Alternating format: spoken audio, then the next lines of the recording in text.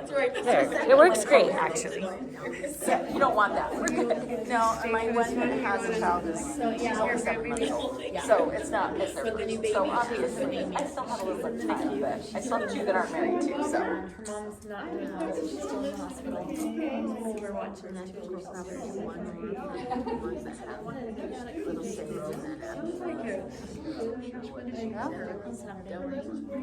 She finally got to hold her strong on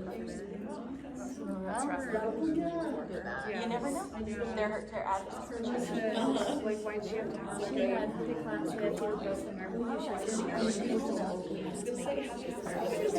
It's hard, isn't it? I have a neighbor, like a friend, and her daughter just I think we can turn the front lights off probably. for like 2 weeks before she had her name.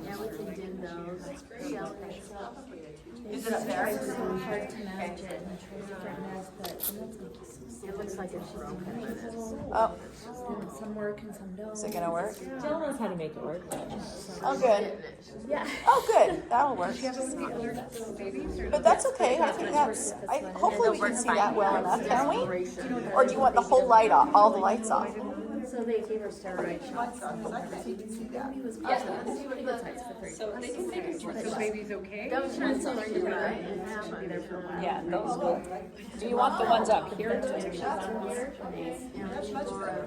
Yeah. But it won't stay. How do I make Anyway. No, she's off the middle. I have to Well, hold she's it? still on a ventilator, but they changed it so to one that.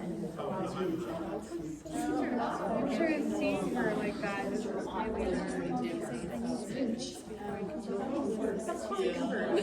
Oh, gosh. And she's baby right now. Baby, I'm sure you make us. She's adorable. Yeah. So. Okay. We are going to get started while Deanna and Deanna. Just take a look at Laurie, There's a reason I didn't sign up. And I'm switching out Really simple. Yeah.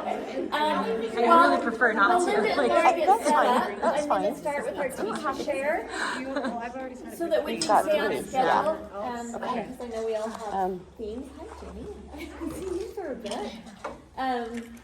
So happy to be here, but I'm going to have to. no, you're good. You're good now. Yeah. I have Sorry. to run out after my little teacher share because I was just telling everybody I got a great grandbaby and need to take care of her sisters. So fun. Yeah, so fun. So I don't get to stay for this awesome presentation, but I missed our teacher share last month about. No, it's me Thanks being to a Jen klutz. for covering for me. We did piano adventures, piano safari, and Piano discoveries. piano discoveries, right? And remember, this is a share. I am not a master, I don't know everything about these different methods and curricula, but I'm hoping that you can share what you know about it too. So today I brought some books. Okay, so here's, you guys want to know everything about me? I love studying different curricula, and not just music. I used to homeschool my kids, and sometimes I would buy stuff just so I could look at how different things are taught. I just really love to see different ways of teaching things. So I have a lot of piano methods, even some that I have never used with my students because I just like to have them for me. So the first one I want to talk about today is Helen Marlay's, and I just have a few of these books. So Succeeding at the Piano. Have any of you used these? Tell me about what you like and don't like about them. I actually like the first edition better than the second edition. But what I like about it is she incorporates different technique things in a song right there to show you how to do that. Another thing I liked with the beginning book is they went when they went onto the staff, then when they're introducing a new concept, they went back onto the black keys so they were comfortable learning that new concept. Okay. She incorporates a lot of classical I things. like that. I don't know, I like it. Thank you. All right. And I've used it some, and when you get to the more advanced books, the first book is I think by Helen Marlay, but when you get to the other books, there's pieces by the UMTA composers, Kevin Elson, Timothy Brown, Kevin Costley, Mary Leaf.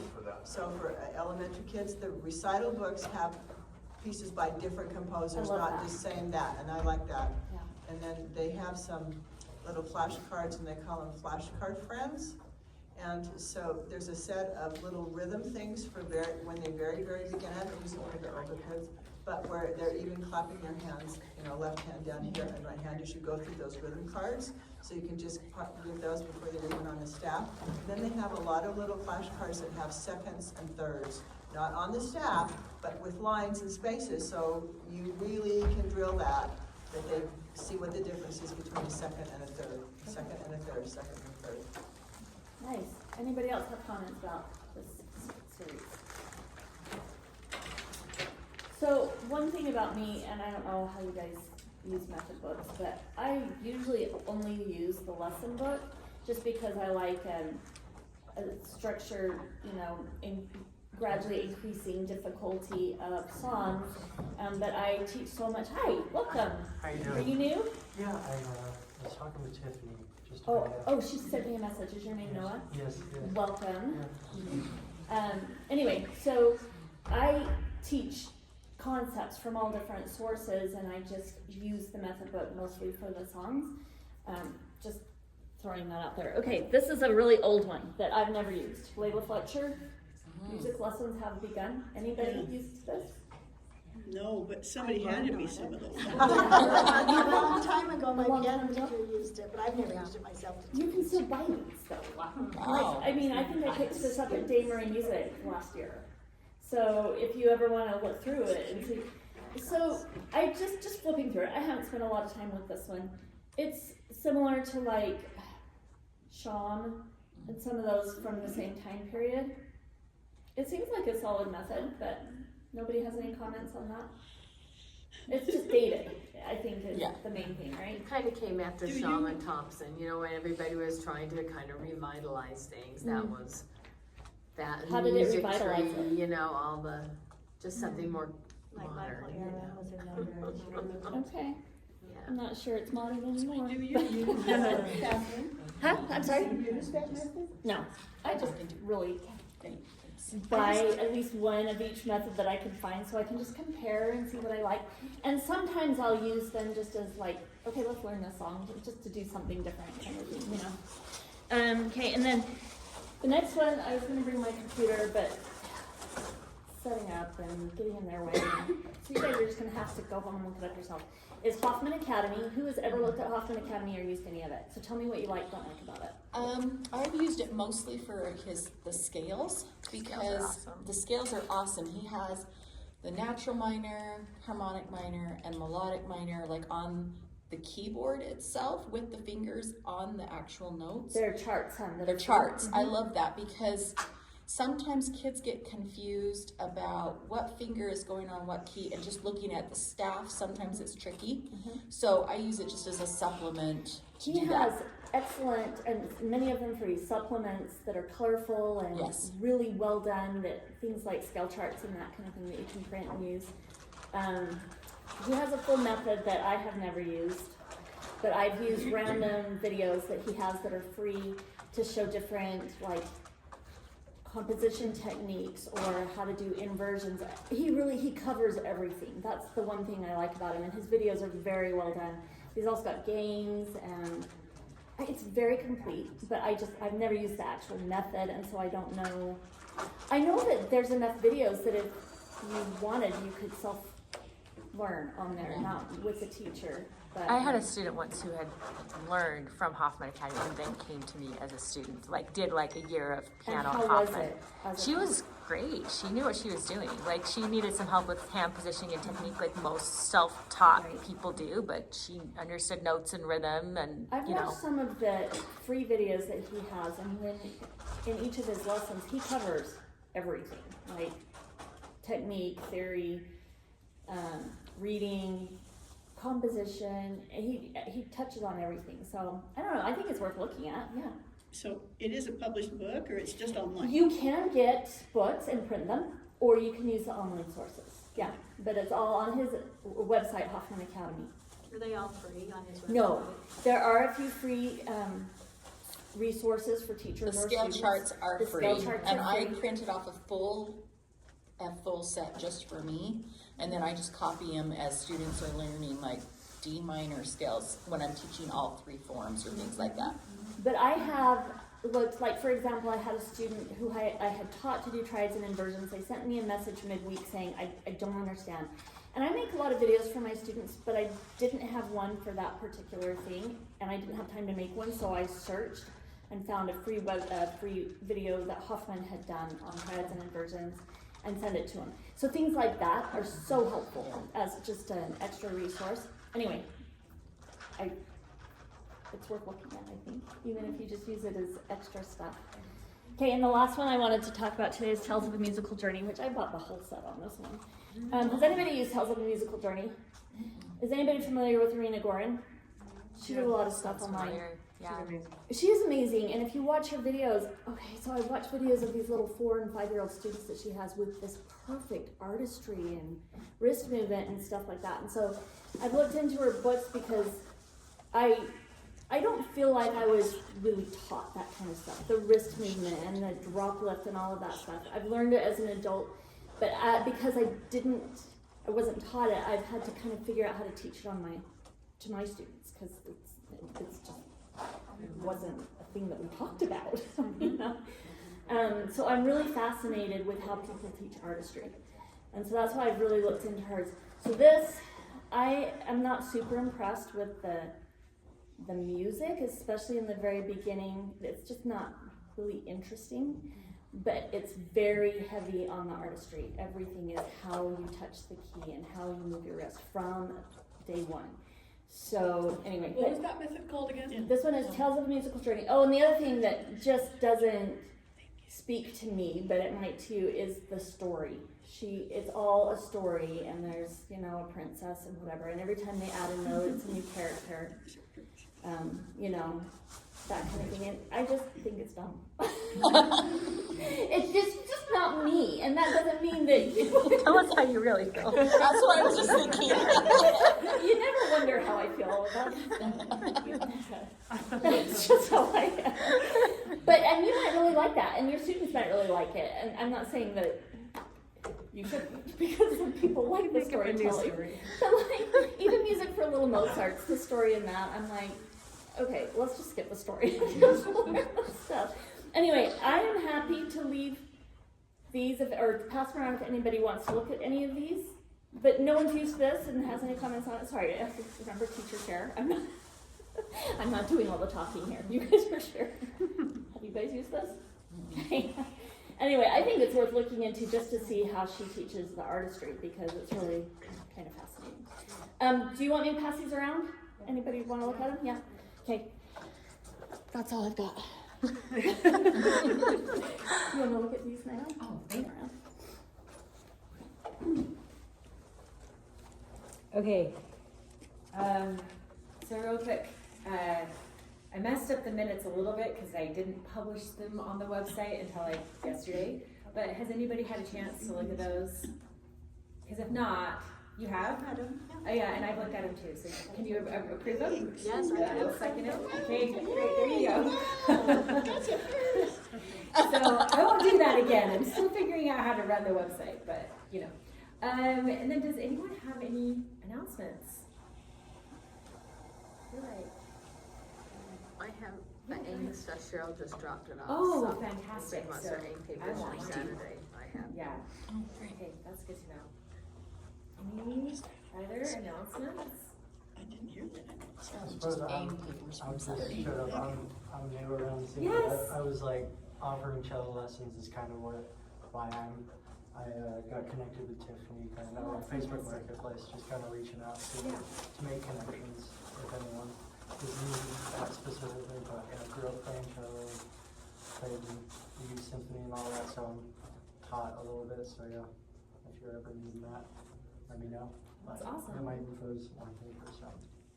What's your last name, Noah? Shaw. Sean. Shaw, yeah, that's what you I'm taking notes. It's good to meet you. And I have 2 cellists in my family. Both my boys play cello, so that's fun. Awesome. Wow. That's good. I have a lot to say. All right, so I'll turn the time over to you, Shelley. Okay, sounds good. All right, so we are super excited about our presenter today. and her assistant, who is helping. So this is Linda. Now, Linda, can you tell me your last name? Okay. It's like Cheminade. It's Okay. good, it's very nice. It's a beautiful name. I just knew I would slaughter it. So Linda has taught beginning to intermediate students in Sandy since 1998 using MIDI sequencing and technology in her studio.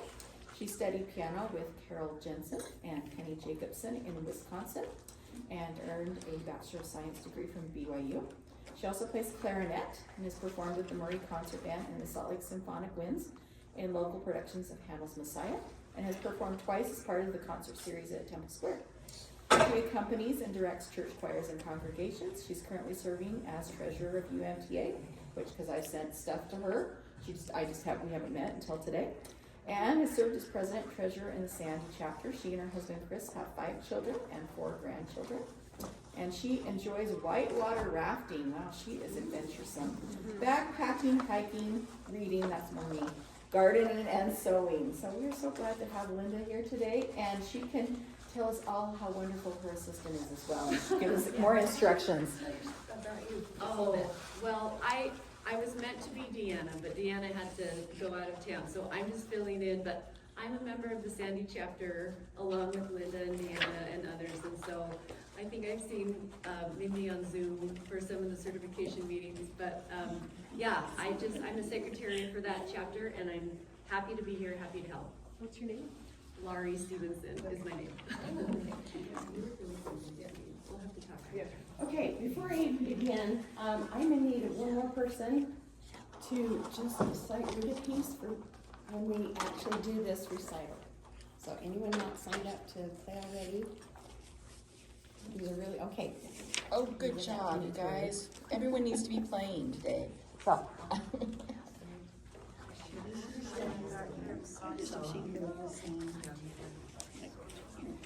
Like Christmas. Stuff. Okay. So I'm glad to be here because this is so much fun to hold a silent film recital. And you can even use cello in it too if you want. That's kind of fun.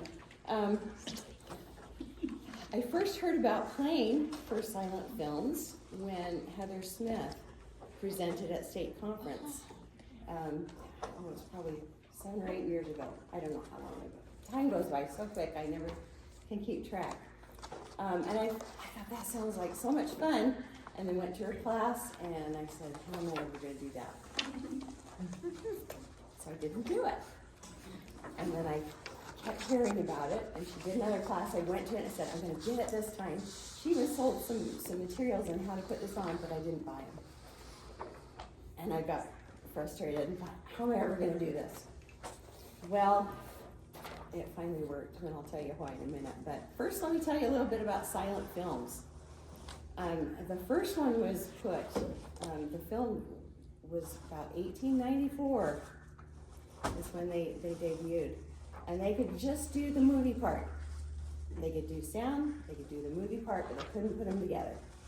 And so they debuted the movie, and somebody was on the piano just playing along, and they would watch the film, and anyone who can just off the top of their head do that is pretty talented. And this went on, I'm gonna get my glasses here. From 1894 through about 1929 is when they were making these silent films. About 1927 is when they had the first talkie, which was the jazz singer. They finally melded those things. And then they didn't need that silent film. But in the meantime, over 10,000 silent films were made, which is pretty impressive. And they would accompany with piano, with organ, even some orchestra did it. And often they would send scores that they could play along with. And oftentimes it was just improv, like I said before.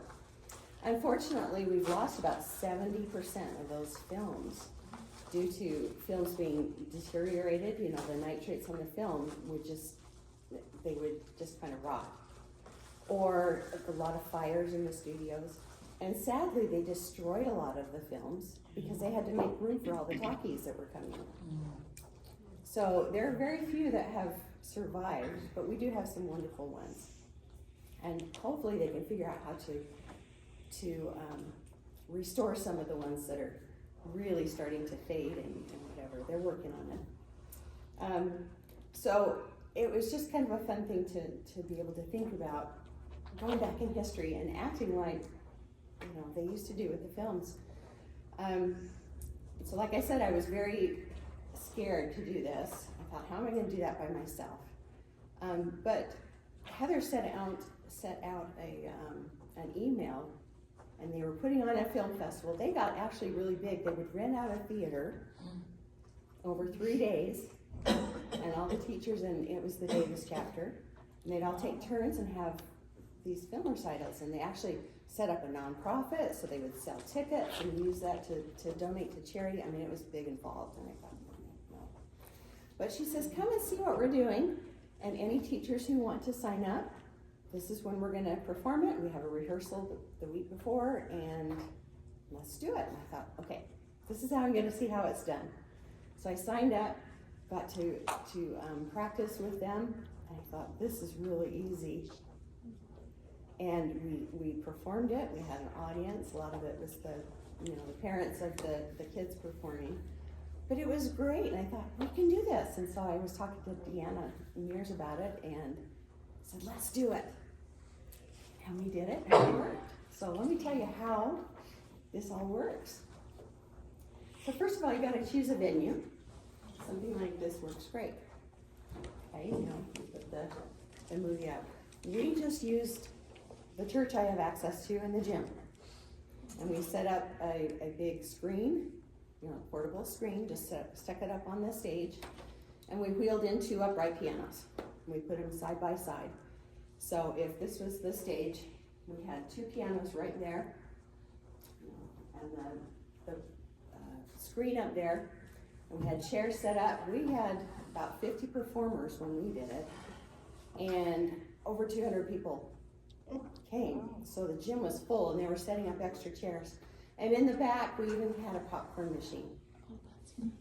And so when they walked in, they could smell popcorn. Thankfully, we started popping the popcorn long before. And so we had all these little bags set up. We said just 1 bag per person, because it was a process. We just borrowed somebody's portable, popcorn machine. Had the theater stuff and everything. It was really fun. And it just smelled like that as you walk in. And we put on 3 different films. We had 2 20-minute films and just a little short that my son had made for Reflections when he had been in high school. And so we had enough to cover all these kids. And I think only few played more than 1 piece. And so everybody had a part. It was just fabulous. Parents loved it. The kids keep saying, when are we going to do that silent film again? I think, okay, well, let's give it a little more time. But they loved it. They loved it. So you get a venue, and then you schedule when your recital is going to be, and a dress rehearsal. So it's important to have a dress rehearsal so the kids can see how it all works, and that's what we're going to do today. Then choose a film or 2 or 3. Like I said, we had two main long ones and a short one. And then you take these films and you divide them into scenes. So it's pretty easy to do, as long as the scenes are about at least 30 seconds to a minute, nothing longer than that. And it could be the opening part, and then there's a love scene, and then there's a dance scene, and then there's a chase, and then there's just it's easy to break up when the camera goes to another view. I'm not a filmmaker, but it's easy to see. And then you time them, and then you say, okay, each scene, this, like I say, is like a chase scene, or this is a love scene. And then you just put the kids in these slots. Say, what do you want to play? And they can choose their piece, or you can help them, assign them. We've had, all the way up high school down to very beginners. They played Ode to Joy for a happiness, piece. Very simple. It works. So any levels can do. We've even done duets. As I was doing this, I had a lot of duets that I played with my students. Don't do that if you're in charge. Because we had to split it up so that, okay, I've got to play with this student. Okay, so Deanna would come and she would be the timer. And it was kind of, we made it work, but it was really crazy. So you make the assignments and the kids will work on this. Then you wanna make sure you have 2 pianos. Some people have done it with one, and there's a lag time because when the scene starts, you want the other one to immediately start playing. And she would just help push the kids off and get the new ones on, and it can work, but two's better. You need piano lamps because the lights are gonna be down for the movie. And so I just have a little, now if they're grand pianos, those lights are expensive. I just have a little reading light that's LED, and it just clips right on. That can work. Doesn't have to be fancy, but if you have 2 upright pianos like we did before, just a regular piano lamp. And then, like I said, we did popcorn. Deanna would never do popcorn again. But it was my husband and daughter and her husband that were constantly making the popcorn. So if you got somebody that's willing to do that, I think that just, the atmosphere And the is fun. cleanup, there's a lot of cleanup involved. Yeah. Well, But it's not sticky. But it's not, it's not sticky. And you You're- see ice water you're and probably- lemonade. You know. Probably not buttered, it's just in the machine, popped out. And Yeah, it's really not that bad, and you can sweep it up easy. We did it before, we just used bagged popcorn, from Costco or whatever. Yeah, you can do that as well, and it doesn't Pre-bagged, smell sure. as good. Yeah. True, But you don't have to stand there and make it all. I mean, you could get the little individual packages of them too, but that gets expensive if you have 200, line numbers. I mean, it could be you don't have to have that many films or that many, in the audience either. Then you can issue, invitations, you can print tickets. And then you hold a dress rehearsal. And so what you do is you actually get the kids to figure out how it works, and you run through it once or twice. It's okay to do that. And then they see how it works and they're all excited. We always told the kids to dress in darker colors so that, because we just had them lined up along the wall just by the 2 pianos that we had. And so they're kind of inconspicuous, but you can see them when they're playing because the lights are on them. But the film is kind of what you need to see. And then it's ready to go. So what we're gonna do you have any questions about that? As far as getting the movies, choose a movie. We just got our movies off of YouTube. Some you can download. Make sure you get one that doesn't have the ads in it, or that it's just a full film. And then how is it put on? Deanna was the one with the technology. She took care of it all, and She had it on a jump drive, and then I just downloaded it from the jump drive onto my computer. So now it's saved on my computer. So, but we also, when I did it, we did it through the Wi-Fi, which is risky, but it did work. So, anyway, 2 options. yeah. And then you just, projectors are great. And you just show it. Yeah. So, since these are old movies, you're just finding a copy that isn't under copyright, and so it's okay for you to use it. Yeah. I know that Heather would go and she got some that were, I think she paid for the rights on some of them, but others, there's no fee. Also, just this is something kind of related to this, but there is a place in Salt Lake that shows silent movies. Do you know about that? Is it the Organ Loft? Yes, the Organ yeah. Loft. So if you haven't been there, go there and do it, because they have silent movies and they have a theater organ that they have an organist who plays that with all these. Yeah, and they do all the sound effects and everything. They know really what to do. And they're still doing it, I think. Yeah. So That's another thing you can do if your kids, you can show them their scene. And you can show them what's going on, and they can kind of say, well, that sounds like this piece or that, or, we had somebody that was improvising a little bit on this teacher practice one, and he would actually do the sound effects when somebody fell off a horse, and it was really kind of fun if they could do that sort of thing. Otherwise, it's not necessary. Quick question. So when you choose their pieces, are you kind of like cutting their piece if it is too long. that Yeah, type and of see thing. how we do these pieces is they're gonna play for as long as their scene is. Mhm. If it's 33 seconds, they play their piece until the time is up and they just stop. If they're done with their piece, they go back and keep repeating it until their time is up. And it works. And then the other one just starts right when the time is up. And that's why you have to have a timekeeper. And so I will be the timekeeper today. So when the scene is up, I just have to use this if you have a wood block or something. I'll just, ooh, that really echoed. So 2 beats, the scene is done. And then the next one plays. So if the timer went off, would a student like finish the phrase, or would they just stop? Okay. Just stop. Yep. And you think, well, that would be kind of weird, but it actually works because the next one starts up and takes over. So it works. Let's see, some of the things that I ran into. It takes at least 2 adults to run this. One to start the projector, so thank you, Lori, and then the timekeeper. And then more if you have to run and do those duets with your students. So incorporate parents if they can play with that. We had a little intermission between our 2 films and our little short because only half the students were playing the first one, and then they have to go back and sit with their family, and all the seats were filled in. But all of the other performers had to come out. So we took an intermission, made sure everybody got their treats, they made the switch, and came to sit in the performer seats. So that kind of works really well. If it's all the performers doing both movies, it's not a big deal. And then plan for sicknesses. Somebody may not show up and just have some extra pieces, or you play extra time on your part, or whatever.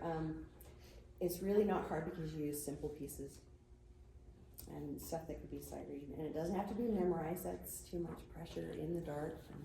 But it could be. Some kids even write their own pieces to go along with it. So there's an opportunity for composing and whatever. So, there's a lot that can be done. Not so much a question, but a testimony, I guess you could say. Because after seeing the same presentation in the Salt Lake chapter last January, you guys came, we did the silent film recital in our studio in May, and it was the funnest thing. Like, we just ran it the same way that you are describing it and gonna do it today. And for those that are in the South Jordan area, we used, oh gosh, I'm gonna forget the name, the Gale Museum. And it was so great because it's like this old historic lamps on the wall, and they already have a projector there. They don't have sound hookups, but we didn't need that because we were the music, right? And so it was a great setting for it. Are there 2 pianos? There's only one. Yeah. You're not allowed to move it, but it's okay because it's off to the side. It's not like center stage. And then we just brought a small digital piano. Yeah, you just bring your portable and. Yeah. I was gonna say, It worked out real well. And we had like violin, and we had, guitar and all that set up. And it was so fun, and the students loved it. They want to do it again. Yeah, I don't know of anyone that didn't want to do it again. Right. When can we do it again? Any other questions? I'll show you exactly how we're going to put on this silent film today. But I appreciate all of you that have signed up to play your little parts. So everybody knows what order they go. And we number the pianos. I didn't number these, but this is piano number 1, and this is piano number 2. So if your number of your scene is odd, you're going to be on piano number 1. If your number is even, you go to piano number 2. So we start with the first 2 performers, number 1 and 2. You're at 1 and 2. And then when number 1 is done playing, when the time is up and number 2 starts playing, they go back to their seat, and number 3 comes up to the piano and gets ready. And they only have, 35 or 45 seconds to get ready. It's more than enough time. You get the music, sit there and wait for the tapping. Then when number 2 is done, number 3 starts playing, they go down, number 4 comes up to the piano and gets ready. Very simple. So that's really good to have your seats numbered and know what's going on. Now some of you have signed up to do 2 numbers or 3 numbers. If you play right next to each other, you know, one right after another. I'm just gonna give you one tap when the scene changes, if you have two different songs. Okay, so you play your first song, you'll hear when that scene's over, one tap, and you keep playing your second song. Now, if you're playing one whole song for those two, like I think Linda, you're playing one piece for 3 different ones, you just keep playing until you get 2 taps, and then the other one goes. So it's 3 scenes that you'll be playing. Does that make sense? And if you have one that you're playing way up here and down in the program you've got another one, then when you're done, you go sit in that new seat. So you know when the next one is. Does that make sense? So let's go ahead and let's do this. I have seats numbered 1, 2, 3, 4, 5. Okay, where's number 4? Number 4 lost. Okay. Anyway, we got to 6 here, and then I did it stupid, and here's 7, 8, 9, 10, 11, 12, 13, 14, 15, 16. So take your places of performers that are playing. Over there, so that's why I need to manage the camera. And if you need to know what number you're playing. Yeah. So here's, this is fun. I renumbered some of the scenes so you can take a look.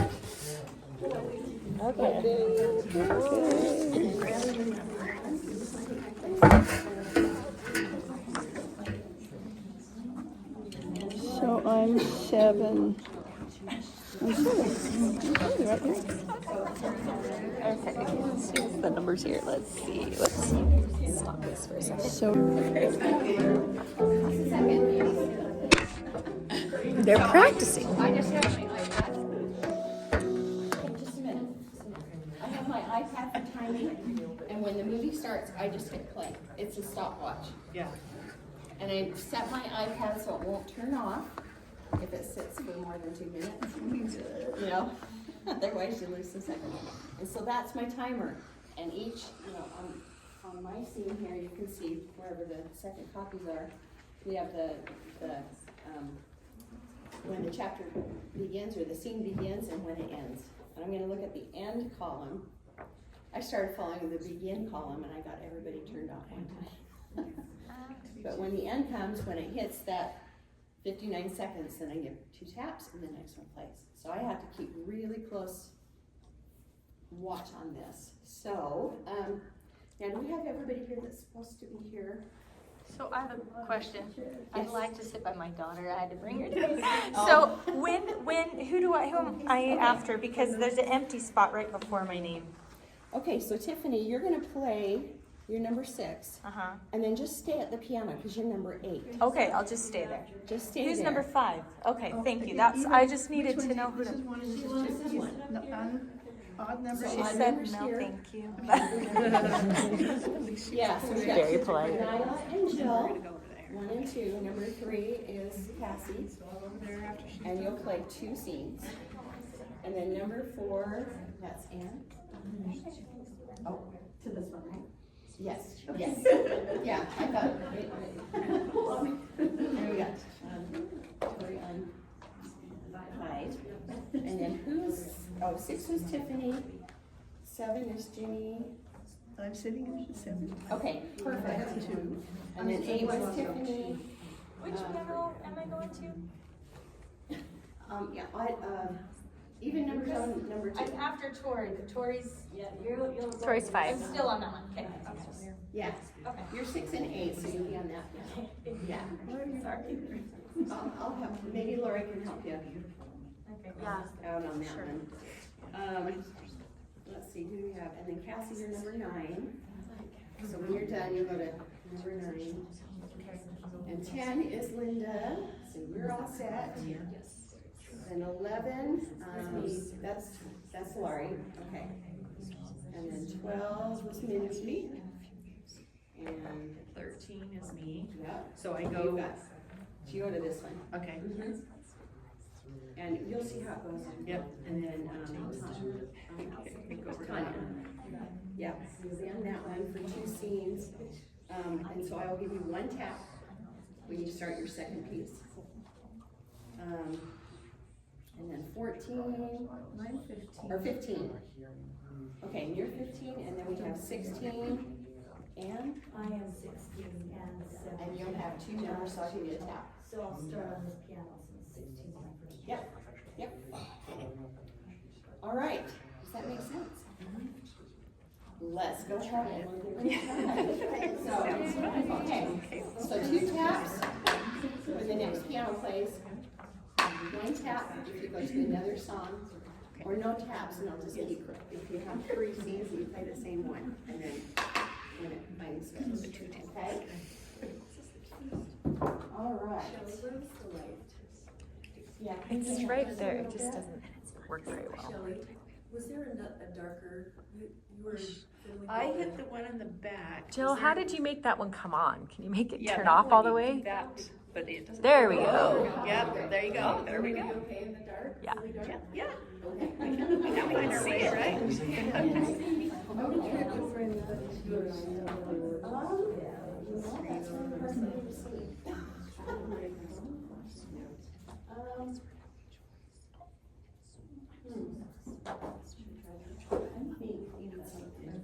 You need to turn your phone flashlight on, or, oh, it's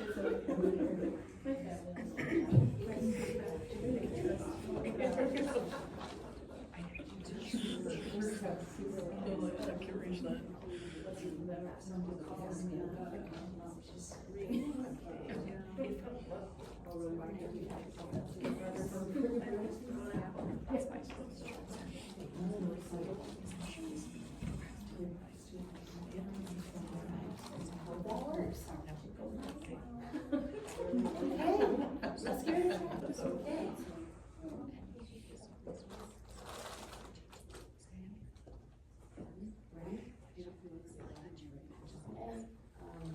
You'll start playing violin as soon as the wind starts.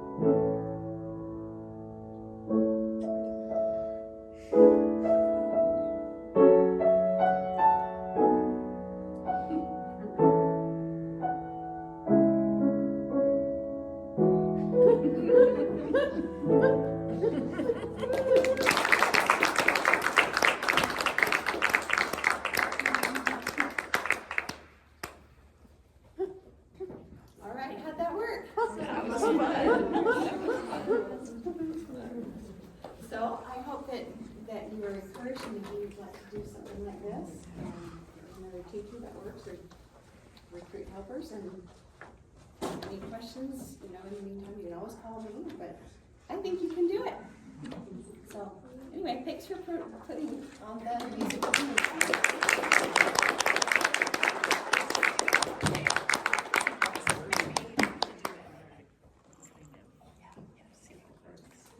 Thanks for everyone volunteering, especially last minute, so. There you go. Thank you. Thanks so much. That was fantastic. Okay, that's it. We have lunch in the back. Shall I do, what are we doing for December's meeting? Oh, great. I think we had talked about everyone bring a favorite piece to share. Isn't that what we talked about doing? I'm not sure. So I'm asking you. But go ahead and get your food. It says on the website. It says on the website. It's true. It is on the website. Is that what it said on the website? Okay, then that's correct. So bring a favorite Christmas piece to share that you would like to play, and bring your favorite Christmas treat. It doesn't have to be a sweet treat. It could be anything, basically just like an appetizer kind of thing, or just maybe a plate of cookies or something, and we're just gonna share Christmas music and treats together. Sounds great. Okay? Because I know Christmas is a hard time to even get here, so I kind of figured just whoever can make it, that'd be great. Okay? Thanks.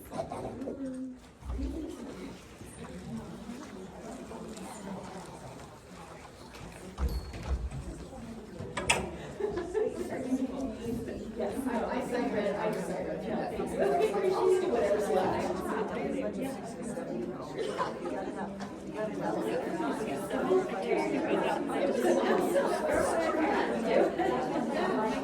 Tanya, I figured out what happened. Claire's technique.